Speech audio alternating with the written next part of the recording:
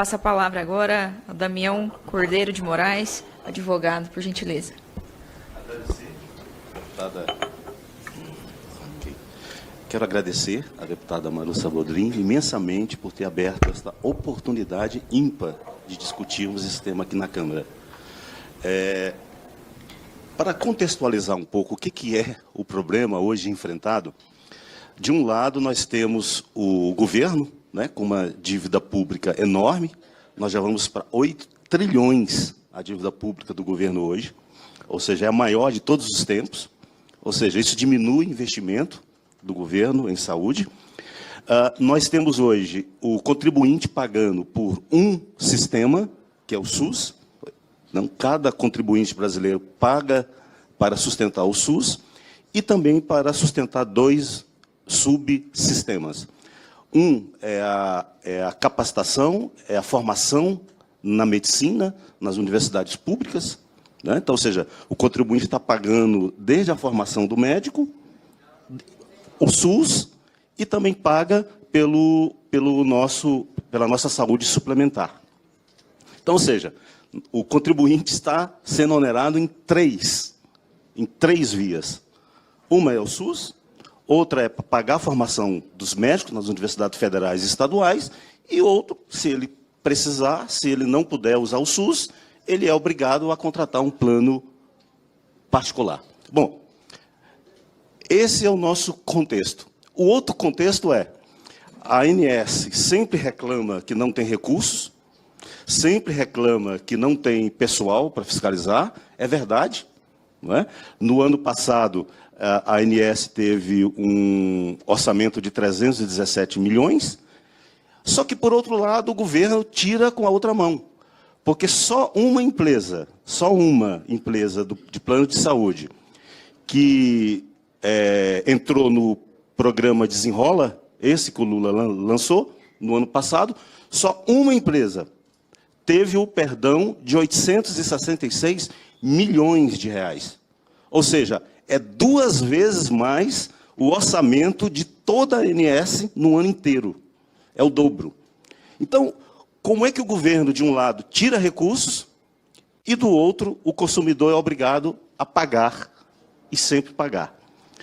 Eu não sei de onde o nobre representante da saúde tirou os dados, mas os dados que eu tenho, principalmente divulgados por uma grande revista, que é a revista Piauí, dá que no ano passado, 2024, as empresas de saúde tiveram um lucro de 10 bilhões.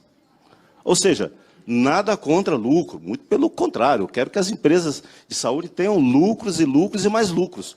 Mas, se por um lado elas têm um lucro grande, significativo, por outro sobra reclamações. Na ANS, nós tivemos um índice de reclamação de mais de 200%. Mais de 200% de reclamações. E a ANS não consegue resolver. Nós tivemos um diretor da ANS, em tempos passados, que diz que a agência não é responsável pelo consumidor. Ou seja, o consumidor está desprovido totalmente. O que sobra para o consumidor hoje? Ir para a justiça e só. É o que sobra. Nós temos hoje vários problemas graves. Um deles é o cancelamento unilateral de planos, que não se concebe isso num país democrático, né? Ou seja, eu contrato um plano por 12 meses, pago por esse plano, e quando chega no meio do plano, simplesmente eu recebo uma carta dizendo, olha, você não é mais interessante para o plano, nós estamos desconstituindo. Então, nós estamos num país onde nem contrato vale, não é? Nem contrato mais vale. Outro ponto, as empresas de plano de saúde usam o SUS. Olhem só, olhem o que está acontecendo hoje na prática. As empresas de plano de saúde, elas preferem jogar o seu consumidor, né? O consumidor de plano de saúde, para o SUS, porque é mais barato para elas. Olha só, uma sessão de hemodiálise hoje, no plano privado, custa em média R$340. Sabe quanto custa no SUS? R$ 240. Então, elas preferem desovar os seus clientes para o SUS e depois reembolsar. Isso está acontecendo muito, é lucro para elas. Então, nós estamos vivendo num momento de extrema dificuldade. Temos um projeto de lei que está aí em plenário, né?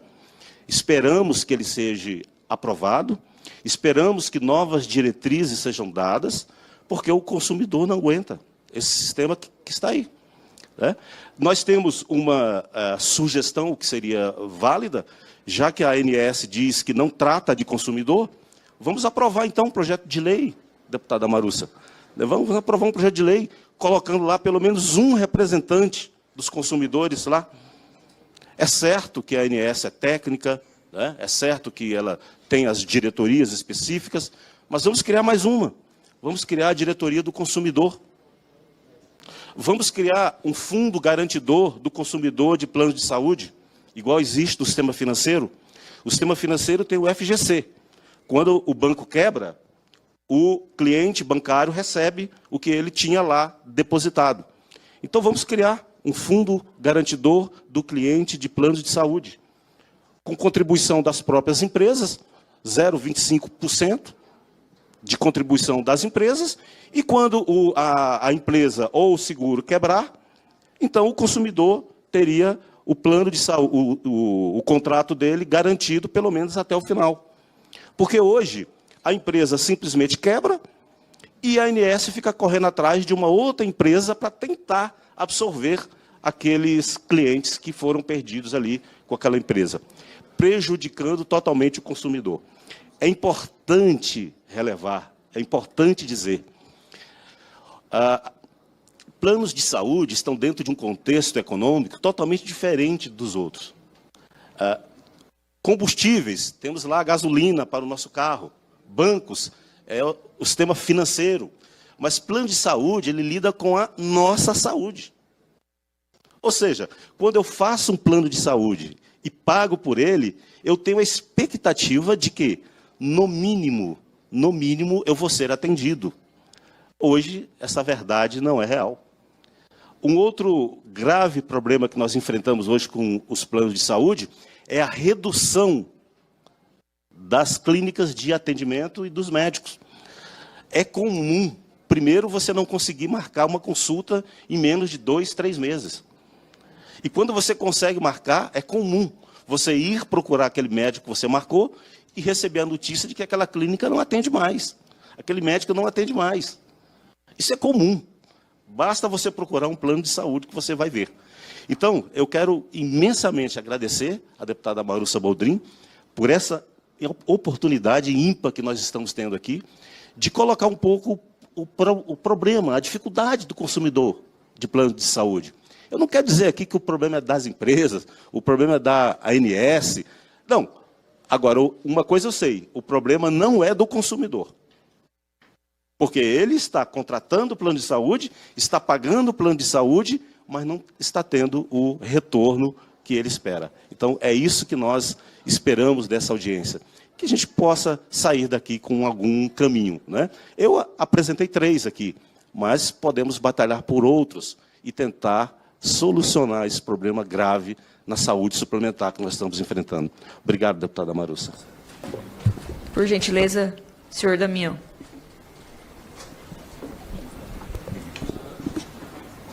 Ok.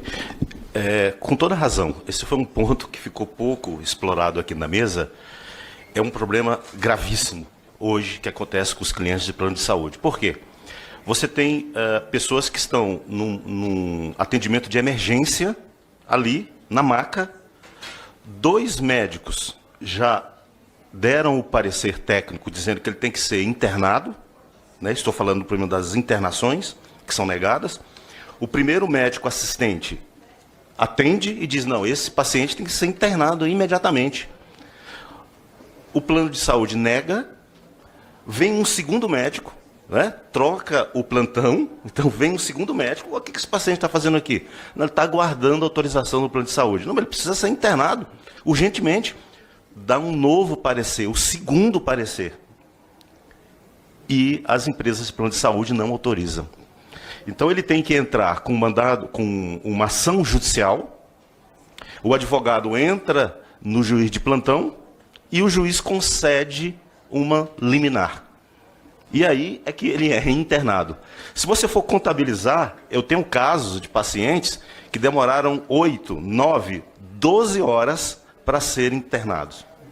Agora, isso gera um prejuízo grave para o tratamento daquele paciente, né? Então, isso tudo está acontecendo no nosso país e a ANS, peço desculpas ao representante da ANS, mas a ANS não faz quase nada. Ou seja, nós não temos ninguém para defender o consumidor de plano de saúde hoje, a não ser a própria justiça.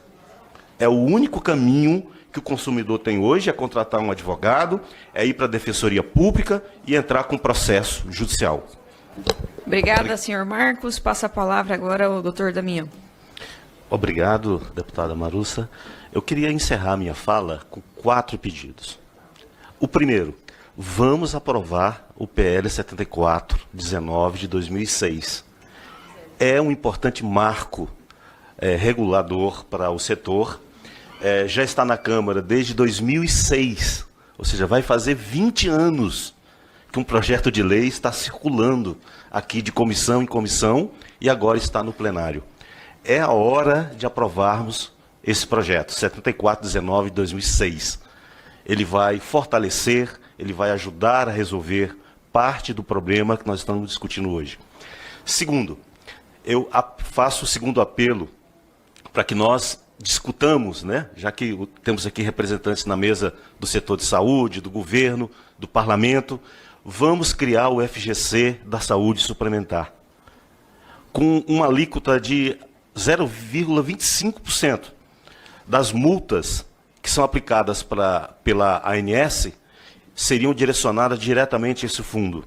E quando o consumidor ficar desprovido do contrato, então ele poderia usar, até findar o contrato, o seu plano de saúde bancado por esse fundo.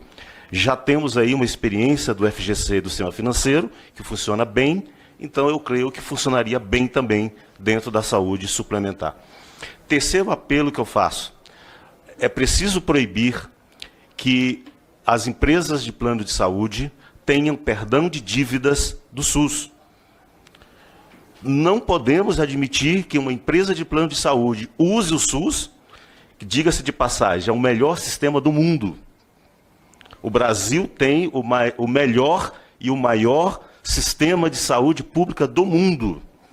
A China veio aqui copiar o nosso sistema, a Inglaterra veio aqui copiar o nosso sistema, os americanos vieram aqui copiar o nosso sistema, né? Estão hoje aqui os agentes comunitários de saúde, são prova disso. Nós temos o melhor plano de saúde público do mundo, mas infelizmente está contaminado com a falta de recursos.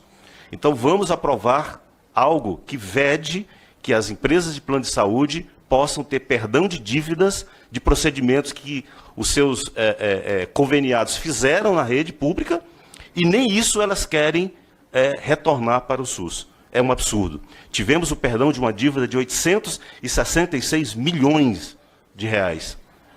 Essa dívida que foi perdoada é 2 vezes mais o orçamento da ANS, que em 2024 foi de 317 milhões. É o dobro.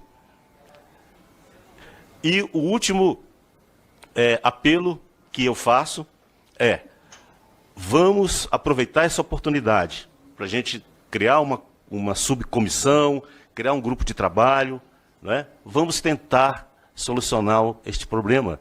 A Câmara aqui é o melhor local para nós fazermos isso, não é? É a casa do povo, é a casa cidadã, é onde estão aqui os representantes eleitos pelo povo. Então não é possível que nós saiamos daqui sem uma solução disso. E aproveitando, para finalizar, precisamos criar a diretoria do consumidor dentro da ANS. A ANS já tem as diretorias estabelecidas, técnicas, mas é preciso criar esta diretoria dentro da ANS para recepcionar os pedidos, as reclamações dos consumidores, que hoje só sobra recorrer à justiça. Muito obrigado pela oportunidade.